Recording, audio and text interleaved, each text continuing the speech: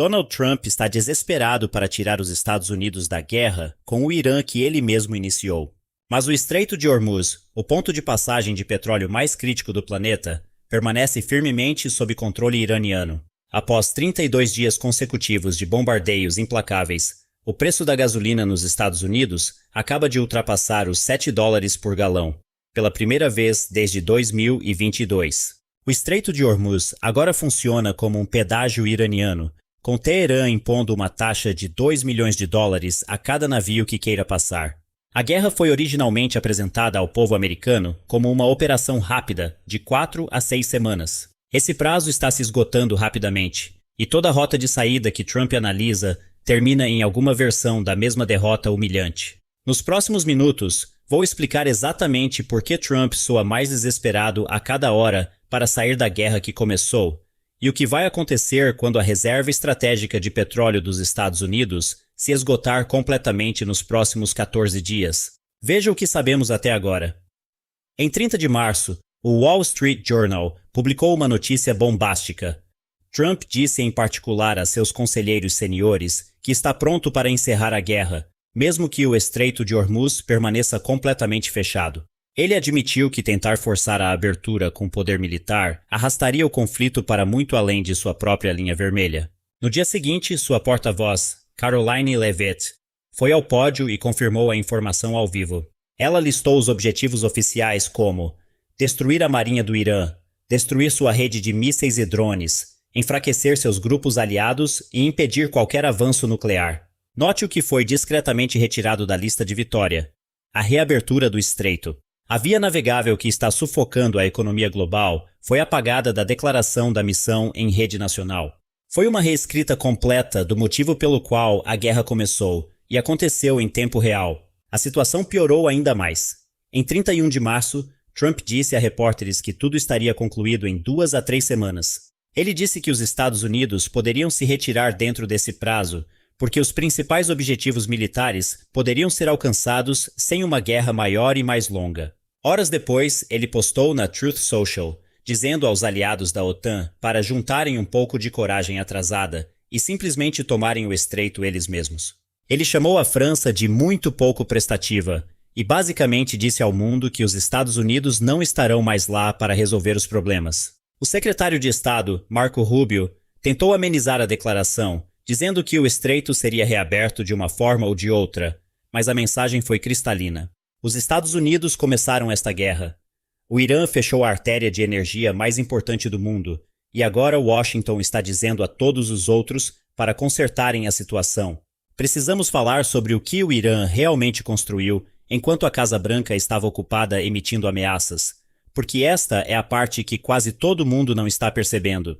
A maioria das pessoas pensa que o Irã simplesmente fechou o estreito como ameaçou fazer por anos. Um bloqueio simples, navios parados, e pronto. Mas Teherã não fez isso. O que eles fizeram foi muito mais inteligente e muito mais perigoso. Eles não fecharam o estreito. Eles o transformaram em seu próprio posto de controle soberano com um sistema de pedágio geopolítico de 2 níveis, e agora estão escrevendo leis permanentes para mantê-lo assim para sempre.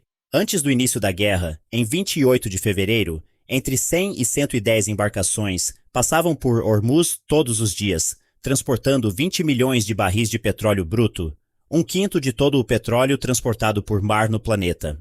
Desde o início da Operação Fúria Épica, esse tráfego despencou 95%. A Lloyd's List Intelligence registrou apenas 142 travessias entre 1º e 25 de março. No ano passado, durante o mesmo período, foram 2.152 navios. O tráfego de um mês de guerra mal equivale a um único dia normal em tempos de paz. A Guarda Revolucionária Islâmica estabeleceu o que o mundo do transporte marítimo agora chama de Pedágio de Teherã.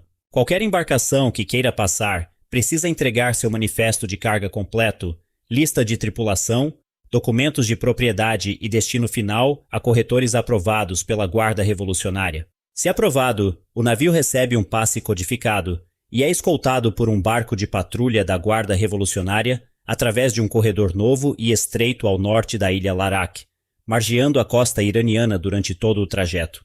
Todo navio que usa esta rota está agora, tecnicamente, navegando por águas que o Irã reivindica como seu próprio território soberano. Isso foi proposital. As regras são divididas estritamente ao longo de linhas geopolíticas. Navios da China, Rússia, Índia, Iraque e Paquistão navegam de graça. Embarcações ligadas aos Estados Unidos, Israel ou seus aliados ou pagam aproximadamente 2 milhões de dólares por travessia, transferidos em yuan chinês, ou simplesmente não passam. Pelo menos 2 navios-tanque já pagaram. O parlamento do Irã está redigindo uma legislação neste momento para tornar este sistema de pedágio uma lei permanente, não como uma medida temporária de guerra, mas como uma expressão oficial da soberania iraniana. O parlamentar Mohammad Reza Rezaei Kolhi disse à mídia estatal que eles estão criando uma nova fonte de receita através de taxas de trânsito, ao mesmo tempo em que consolidam o controle formal. E é aqui que a situação se transforma em um pesadelo para Washington. O novo líder supremo do Irã, Mojtaba Khamenei, que assumiu o poder depois que seu pai foi morto no início da guerra, disse em seus primeiros comentários públicos que a vantagem de Hormuz deve continuar a ser usada. Teherã agora adicionou uma nova exigência a quaisquer negociações de paz: o reconhecimento internacional formal da soberania iraniana sobre o estreito. Com as taxas de pedágio projetadas e volumes de tráfego normais, o sistema geraria mais de 600 milhões de dólares por mês apenas com navios-tanque de petróleo. Adicione as cargas de GNL e o número ultrapassa os 800 milhões de dólares. São valores comparáveis aos do Canal de Suez, vindos de uma via navegável que, segundo o direito internacional, não pertence a um único país. O Irã acabou de construir para si uma máquina de dinheiro permanente. A contradição entre o que Trump está dizendo publicamente e o que o Pentágono está realmente fazendo é o maior sinal de alerta em toda esta guerra. Enquanto Trump fala em sair, o Pentágono continua a despejar poder de combate na região. A Reuters e a Associated Press estão relatando o envio de novas unidades expedicionárias de fuzileiros navais para o Oriente Médio, o deslocamento de aproximadamente 2.500 paraquedistas da 8ª Divisão Aerotransportada e o envio apressado de um terceiro porta-aviões americano, o USS George H.W. Bush. Isso não é o movimento de uma saída limpa, é o movimento de um governo que mantém todas as opções de escalada vivas, incluindo uma possível tomada da ilha de Karg. 2 grupos de ataque de porta-aviões já passaram pela região, o Abraham Lincoln e o Gerald R. Ford. O Ford teve que recuar após um incêndio a bordo em 28 de março, que o Pentágono chamou de não relacionado a combate. A mídia ligada ao Irã imediatamente afirmou tê-lo atingido. O CENTCOM negou.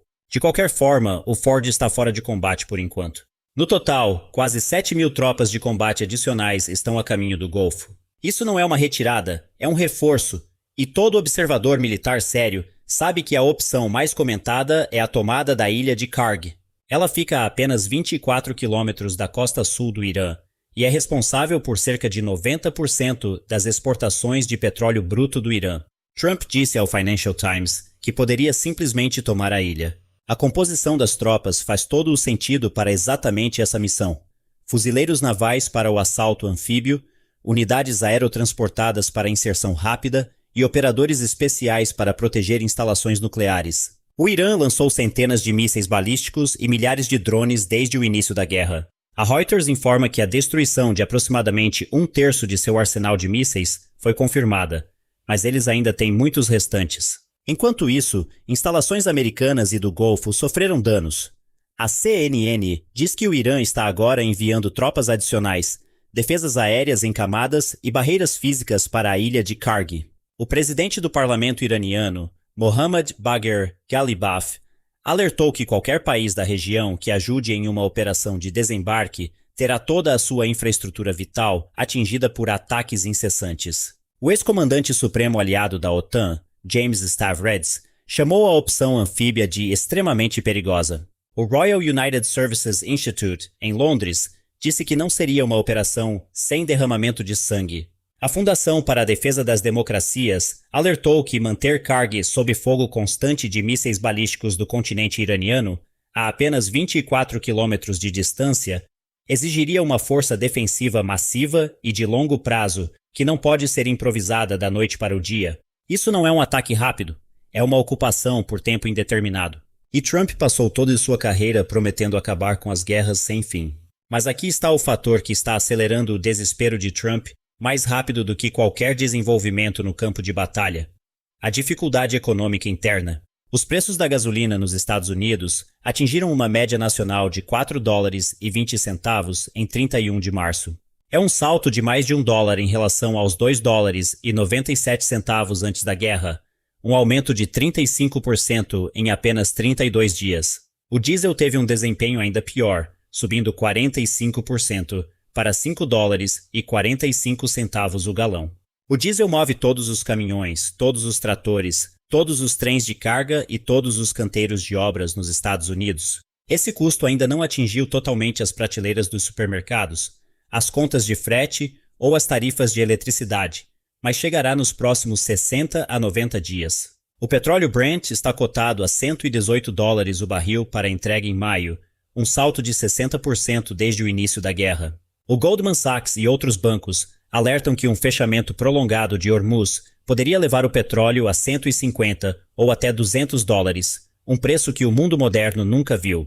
A Agência Internacional de Energia chamou a interrupção de sem precedentes. Os governos liberaram um recorde de 400 milhões de barris de reservas estratégicas apenas para ganhar tempo, não para resolver o problema. As consequências já são globais. A Qatar Energy declarou força maior em contratos de GNL. As Filipinas declararam emergência energética nacional. O fornecimento de hélio foi interrompido. Os mercados agora estão precificando um crescimento mais lento, uma inflação mais persistente e menos cortes nas taxas de juros. Os números políticos de Trump desabaram. Uma pesquisa Reuters/Ipsos mostra sua aprovação geral em 36%. Apenas 29% aprovam sua gestão da economia.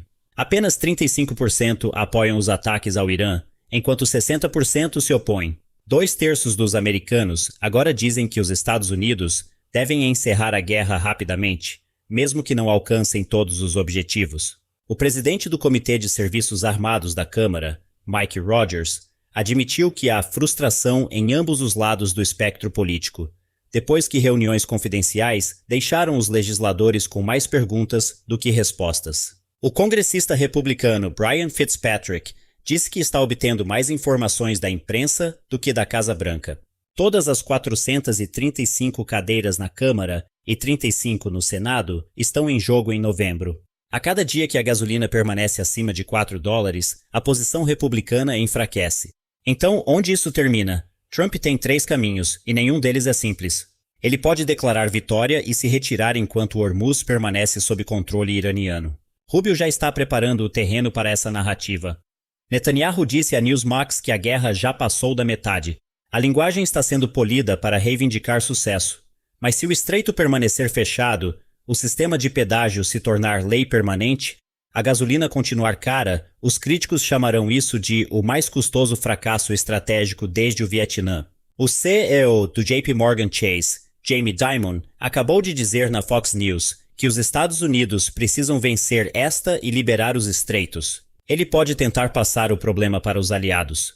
Londres e Paris estariam montando uma coalizão de até 35 nações para policiar o estreito assim que os combates cessarem. China e Paquistão apresentaram seu próprio plano de paz de 5 pontos. Mas essa rota prova que os Estados Unidos começaram uma guerra e depois pediram ao resto do mundo para terminá-la. Ou ele pode escalar, tomar a ilha de Kargi, atacar a costa iraniana e forçar a abertura do estreito com fuzileiros navais e tropas aerotransportadas sob fogo. As forças já estão sendo posicionadas. O grupo de ataque Boxer chega em 2 semanas, dando aos Estados Unidos poder terrestre máximo. Mas as estimativas do Pentágono dizem que uma operação para reabrir Hormuz por si só levaria mais 4 a 6 semanas, empurrando a guerra para o meio de maio. As baixas americanas aumentariam rapidamente. A reação política seria massiva.